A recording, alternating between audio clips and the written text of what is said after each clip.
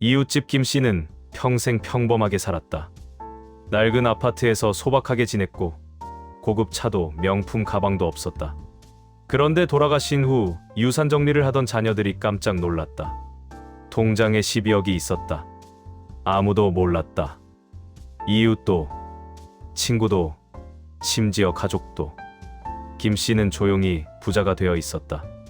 어떻게 그럴 수 있었을까? 오늘은 아무도 모르게 조용히 부자가 된 사람들의 이야기를 들려드린다. 화려하지 않지만 확실한 방법들.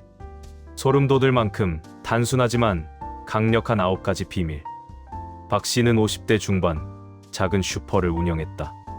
매출은 그저 그랬다. 하지만 20년 후 박 씨는 8억의 자산가가 되어 있었다. 비결은 간단했다. 슈퍼 수익금을 한 푼도 쓰지 않고 전부 부동산에 넣었다. 그것도 아무도 관심 없는 외곽 땅. 여기 뭐가 있다고 사요? 라는 말을 수없이 들었지만 박 씨는 꾸준히 샀다. 20년 후 그 땅에 지하철이 들어섰다. 땅값은 10배가 됐다. 박 씨는 여전히 낡은 아파트에 살며 슈퍼를 운영했지만 통장에는 8억이 있었다. 교훈은 명확했다. 보이는 곳에 돈을 쓰지 말고 보이지 않는 곳에 투자하라. 최 씨는 20년간 주식에 투자했다. 수익이 났을 때도 손해를 봤을 때도 아무에게 말하지 않았다. 친구들이 주식 얘기를 할 때도 나는 잘 모르겠어 라고만 했다. 20년 후 최 씨의 주식 계좌에는 15억이 있었다. 배당금만 연 3천만 원. 하지만 최 씨는 여전히 회사를 다녔고 점심은 구내 식당에서 먹었다. 왜 말하지 않았을까? 최 씨는 이렇게 말했다. 돈 얘기를 하면 사람들이 달라져요. 빌려달라고 하고 시기하고 관계가 틀어져요. 조용히 모으는 게 제일 좋아요. 입을 닫으면 돈이 모인다. 입을 열면 돈이 새 나간다. 정 씨는 30년간 같은 아파트에 살았다. 낡았지만 불편하지 않았다. 친구들은 하나둘 더 큰 집으로 이사 갔지만 정 씨는 그대로였다. 너도 좀 넓은 데로 이사 가지 라는 말을 수없이 들었다. 하지만 정 씨는 웃으며 여기가 좋아라고만 했다. 30년 후 친구들은 대출 이자에 허덕였고 정 씨는 빚 없이 10억을 모았다. 집을 바꾸지 않아서 생긴 돈. 이사 비용, 인테리어 비용, 더 비싼 관리비. 그 모든 걸 아꼈다. 정 씨는 말했다. 집은 사는 곳이지 자랑하는 곳이 아니에요. 강 씨는 평생 차를 사지 않았다. 불편하지 않아요? 라는 질문에 대중교통이 편해요라고 답했다. 차를 사지 않아서 생긴 돈. 차값, 보험료, 주차비, 기름값, 수리비. 30년간 아낀 돈이 4억이 넘었다. 그 돈을 전부 저축했다.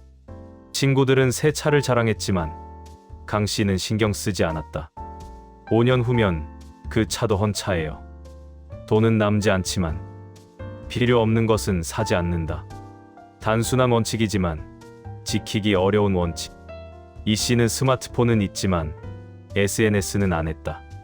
페이스북도 인스타그램도 없었다. 왜 안 해요? 라는 질문에 이 씨는 대답했다. 남 사는 거 보면 욕심이 나요. 여행 가고 싶고 맛있는 거 먹고 싶고 명품 사고 싶어져요. 안 보면 안 쓰게 돼요. 실제로 연구 결과도 있다. SNS를 많이 하는 사람일수록 소비가 많다. 남과 비교하면서 불필요한 지출이 늘어난다. 이 씨는 20년간 SNS 없이 살며 9억을 모았다. 비교하지 않으니 만족했고 만족하니 돈이 모였다. 윤 씨는 30년간 점심 도시락을 싸다녔다. 외식하면 편한데 왜 그래요? 라는 말을 들었지만 윤 씨는 계속 도시락을 쌌다. 하루 점심값 10,000원. 한 달이면 22만 원. 1년이면 264만 원. 30년이면 7,920만 원. 거기에 저축 이자까지 붙으면 1억이 훨씬 넘는다. 윤 씨는 말했다. 도시락 싸는 게 귀찮긴 하죠. 하지만 익숙해지면 괜찮아요. 그리고 건강에도 좋고요.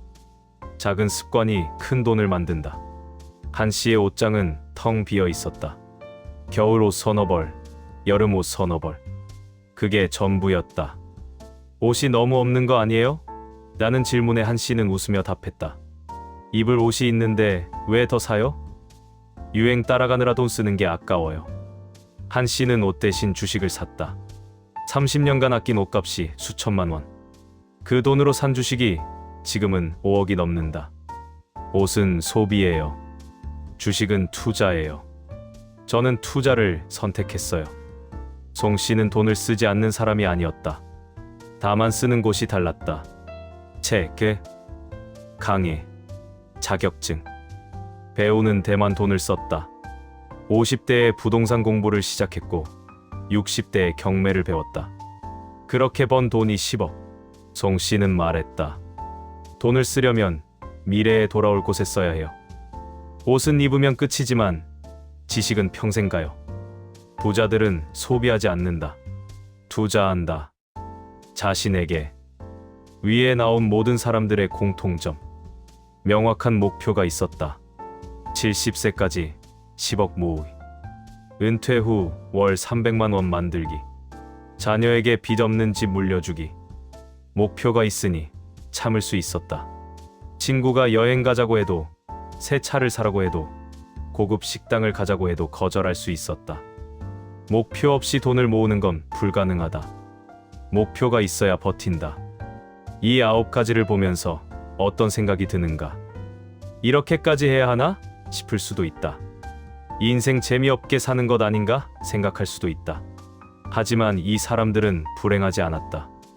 오히려 행복했다. 빚이 없으니 마음이 편했고, 돈이 모이니 자신감이 생겼다.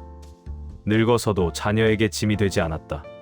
반대로 화려하게 살았던 사람들은 어떻게 됐을까? 큰 집, 좋은 차, 명품 가방. 하지만 통장에는 빚만 남았다. 늙어서는 자녀에게 손 벌리며 살게 됐다. 부자가 되는 방법은 어렵지 않다. 소박하게 살고, 조용히 모으고, 현명하게 투자하면 된다. 하지만 쉽지 않다. 왜냐하면 모두가 반대로 살기 때문이다. 남들이 사면 나도 사고 싶고, 남들이 가면 나도 가고 싶다. 그래서 못 모은다. 부자가 되려면 남과 다르게 살아야 한다. 조용히, 소박하게, 꾸준하게. 그렇게 10년, 20년, 30년이 지나면 어느새 부자가 되어 있다. 아무도 모르게. 당신도 할 수 있다. 오늘부터 시작하면 된다.